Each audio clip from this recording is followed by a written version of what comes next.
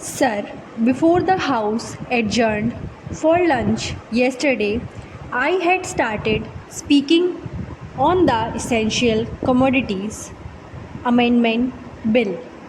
I have got here with me the bill as introduced. In the statement of objects and reasons, the government pointed out that in certain cases it might be necessary for them not to award punishment prescribed in the law as it exists at present, but to forfeit a part of the deposit. This relates to minor offences under the Essential Commodities Act. I can quite understand this, and generally, therefore, nobody would oppose this thing. But the question that I wish to raise in this connection before the House is the manner in which this act is being implemented by the government and also by the state governments. I mention the state governments because here is a measure which is sponsored by the Ministry of Food and Agriculture, and in regard to many aspects of which I believe the central government has concurrent jurisdiction, but much is left to the states.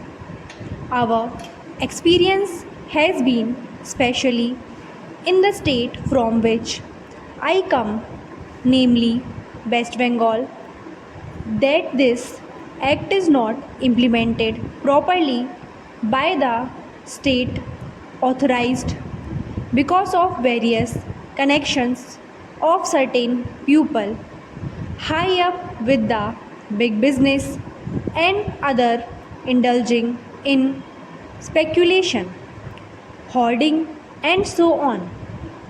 The result has been that whatever should be done had not been done.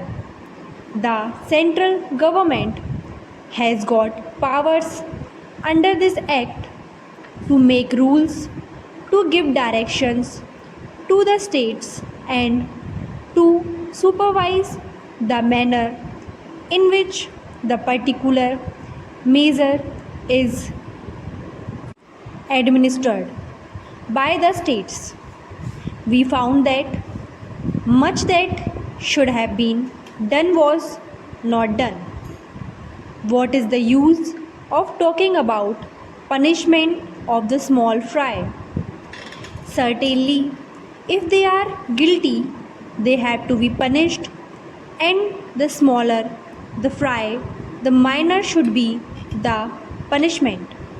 I agree there, but the point is that the act is not properly implemented. We should like to know from the government as to how many cases have been started under the Essential Commodities Act.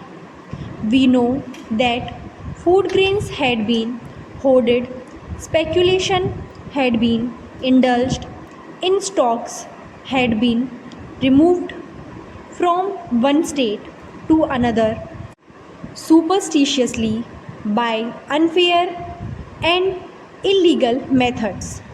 These should have attracted the attention of the Essential Commodities Act. The act was passed in this parliament with a view to putting a check on speculative rise in prices. When it came to the question of practical implementation of this measure, we found that the government had failed. Now, government should say something about it. When government seeks to amend an act, it should tell us as to how the Parent Act, which is proposed to be amended, has been implemented? Is it the contention of the government that difficulty arises because this particular provision is not there in the act? Are government in trouble because they do not know how to deal with the smaller fries? Or is it because that those who are supposed to administer this measure at the state level, at the district level, have thought it fit to ignore it, have thought it fit to bypass it? If any measure of the central government was needed for controlling the price of food grains and ensuring the supply of essential commodities to the community, it is the Essential Commodities Act. I would like the minister to say something on this. I know that he was not here at the time when we passed this measure, nor was he there when the Essential Commodities Act was bypassed by many state governments. In the past, we had drawn the attention of the minister to this problem, and that minister is now happily going to be the president of the Uttar Pradesh Congress Committee. But here I would like to ask the minister who has stepped into his shoes as to what he is doing in order to see to the proper implementation of this act. How many prosecutions have taken place? The small pupil, of course, should be dealt with very mildly. I agree and I support the measure, but taking the law as it is today without this amendment, it empowers government to deal very effectively so far as the provisions of the law go with the big traders, wholesalers, and profiteers. I would like to know as to how they have dealt with them. How many are in jail today? How many have paid fine? How many have suffered imprisonment? How many licenses have been cancelled as a result of malpractices, corruption, profiteering, and so on, all of which are provided for under this bill?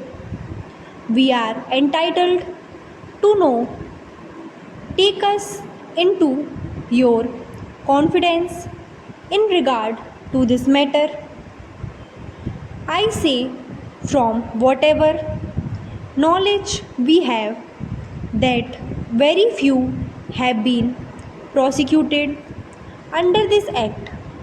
If it is so, it is not because our black market trade has suddenly become white market trade, or those impious people have suddenly become virtuous with the succession in the office of the food minister by a new man.